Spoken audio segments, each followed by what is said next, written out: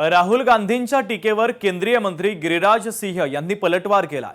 1962च्या युद्धावेळी तत्कालीन सरकारने सोनं दान करण्याचं अपील केलं तेव्हा नेहरू अपयशी ठरले होते असं म्हणायचं का, असं गिरिराज सिंह यांनी म्हटलेलं आहे।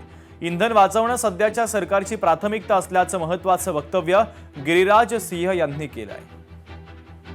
62 के चाइना युद्ध के समय हमारे पास सोने की कमी थी और उन्होंने आह्वान किया था, देश से आह्वान किया गया था, माँ बहनों ने, हमारी बेटियों ने, शादीशुदा बेटियों ने मंगलसूत्र तक दान दिया था।